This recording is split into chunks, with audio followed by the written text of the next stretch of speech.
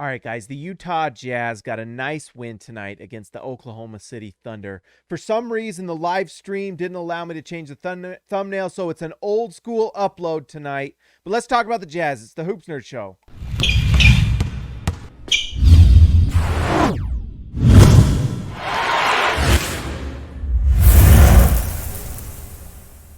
All right, guys, so typically I do these live, and I'll do this live next time. For some reason, YouTube just implemented a new rule that I can't upload a separate new thumbnail within 24 hours of my last video. I've been streaming and going live and doing videos too much, apparently. So anyways, that's why this is an upload, but we'll do live next time. I'm going to be, for Thanksgiving, I'm going to be at the in-laws' house eating turkey dinner there, and then I'll probably go live for the next game. Either from my phone or from my laptop with, my yearly Thanksgiving live stream that honestly started the live streams a year or two ago. It was really what inspired me to do all of this. But anyways, that's why it was tonight. Tonight, let's just talk a little bit about the Oklahoma City Thunder. Josh Giddey is becoming one of my favorite players to watch. He is turning out to be a really nice player for the Oklahoma City Thunder. He has kind of all the tools that you want in a star, and it's part of why the Oklahoma City Thunder drafted him. He is big. It just has lots of size, and you just can't teach size. And the thing that's nice is that he uses it well. And probably his biggest skill is that passing ability. He sees the floor incredibly well. He's at an Oklahoma City Thunder team that is giving him all the opportunities to grow, and he's turning out really nice. Tonight, Josh Giddey against the Utah Jazz, who, if we're being honest, was not trying all that hard. But regardless, Rudy Gobert was on the floor and at times played really well. But 8 for 15 from the field tonight, 3 for 4 from 3. That included kind of a prayer at the end of, I can't remember if it was the first or second quarter, but 3 for 4 from 3 from Giddey. 8 assists, 19 points. He was even in a close loss. I just can't say I can't say enough how impressed I am with Josh Giddey. He is fantastic. And then you combine that with Lou Dort, who was 8 for 19 from the field, 5 for 12 from 3, 6 for 8 from the free throw line, 27 points for Lou Dort. What an absolute monster. That guy is an absolute stud. Really, that's all Poku, I don't know what's going to happen with that guy. But the story of this team is Dort and Giddey, and they didn't even have SGA tonight, and they gave it to the Jazz. And you know what? If you're an OKC Thunder fan, you got to be excited. I know you're not winning a lot of games this year, but they are putting pieces on the floor that are going to develop and be really good for years to come. Likely the Thunder want to lose a lot of games this year, but a night like tonight is absolutely perfect because what you got is development of your young players, and you can see what they can do, and you still lost the game, so you're going to get a nice pick this year. Like, if all the nights end up like tonight for the Oklahoma City Thunder, they've got to be ecstatic because you can just let your players develop. You can see what you've got, and then next year you get another draft pick and you just roll. And so next year, if Giddey can turn into an average three-point shooter and combine that with his ability to play make, pass the ball, his size, his vision, you've got yourself a really nice team. I mean, honestly, can you imagine if they get Chet Holmgren with this team and you combine that with Giddey and SGA? I mean, there's a lot to be excited about if you're an OKC Thunder fan. So congrats to Thunder fans. You've got some nice young pieces.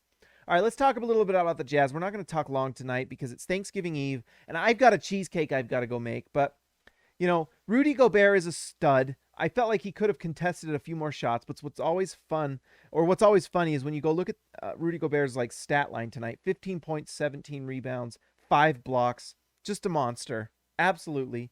Led the team with a plus 13. He's just an absolute monster. But I just wanted to talk quickly about one guy that's going to receive a lot of annoying hate on Twitter like he always does, and people are going to say things like Chucker. And honestly, we're not going to say that on the Hoops Nerd channel because the Hoops Nerds on this channel understand what Donovan Mitchell does. And what he did is opened everything up for everyone else. So I wrote the recap tonight on SLC Dunk. Please go read that if you haven't already. Donovan Mitchell tonight was 1 for 7 from 3. And at first glance, everyone who looks at that is going to say, oh, it's one of those inefficient nights for Donovan Mitchell. He just was not hitting shots or probably taking bad shots. Well, guess what? I went and watched every single one again.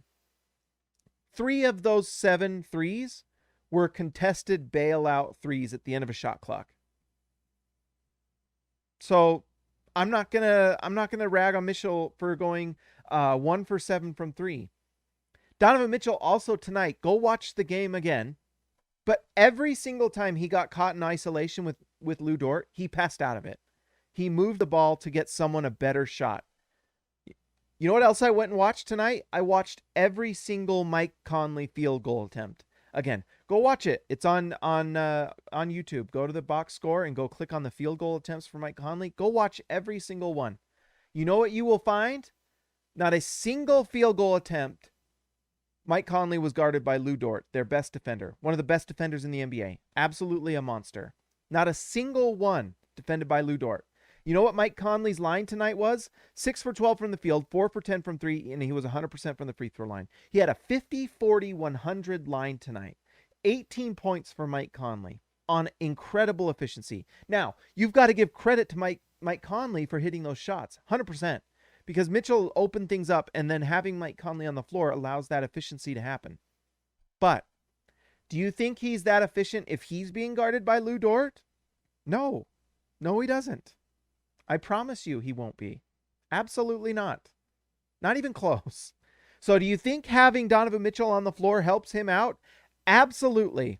So before anyone goes online and says anything ignorant about Donovan Mitchell, make sure you go watch the field goal attempts from Mike Conley and what Donovan Mitchell opened up for him. Now, there were a couple threes that Donovan Mitchell missed that he typically makes. And for whatever reason, his three-point shot hasn't been quite there this year.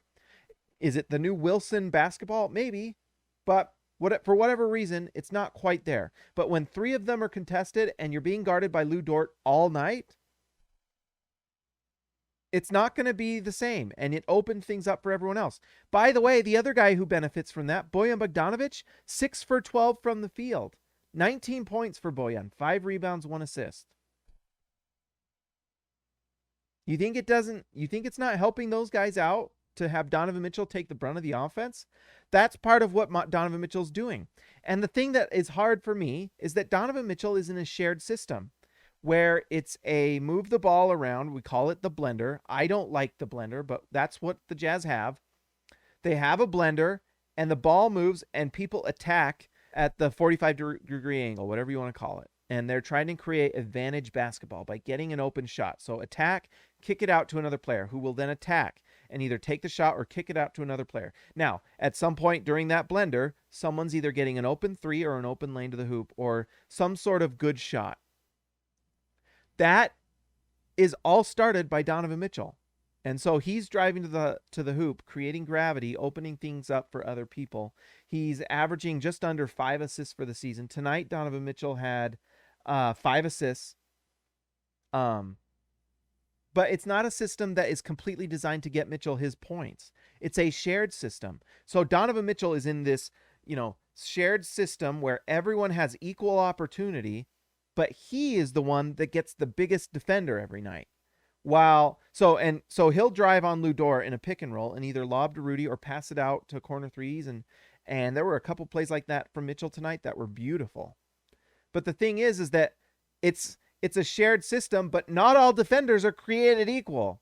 So if it's shared and Donovan Mitchell's getting guarded by Lou Dort, and by the way, OKC was mirroring Donovan Mitchell's minutes tonight completely. When Donovan Mitchell was off the floor, they rested Lou Dort. When Donovan Mitchell came in, they brought Lou Dort back in to guard him. And that's all he did tonight, Lou Dort, guard Donovan Mitchell. By the way, Lou Dort is just incredible. The fact that he can play that kind of defense on Mitchell and then still put up 27, he's a cyborg. That guy, I would give a lot of picks to go get that guy. Oh my gosh.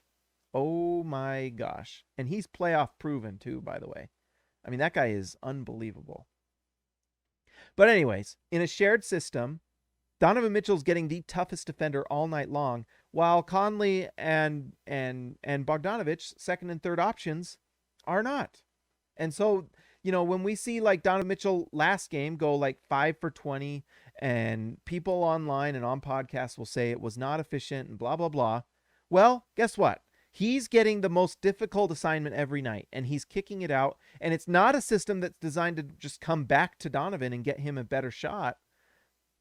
It's just a shared opportunity. And so other guys are getting an easier defender in isolation a lot of the time and scoring. And so that's why you're seeing some of these things. Now, if that gets the Jazz a title, great, but there are things that you're seeing that are making me nervous. For one, the Jazz defense and the Jazz defensive rebounding is just not there. It's just another night where that wasn't there. Now, there's two reasons for that. One, the Jazz are coasting because they know that the playoffs are what matter most. And to some extent, I can excuse that, but at the same time, the Jazz haven't proven anything. Like, what have the Jazz proven? They've won like 2 playoff series. They've never gotten past the second round with this core. So if they're just coasting, I don't know if I like that, because guess what? You haven't really proven anything. I don't know if you're a team that really has merited just the coasting type of play. The other thing, and it's a little scarier, is that the Jazz are just getting too old and they can't guard. And at that point, it's really nerve-wracking, because guess what? I think the Jazz are really trying to get Donovan Mitchell some reps as a playmaker and getting him some experience doing that. And they're experimenting with some things. I think so. But does it matter if everyone else is old? That's the worst case scenario for this team, is if Donovan Mitchell gets to that next level as a playmaker, but then, other players around him are degrading because of age. I mean, that's scary.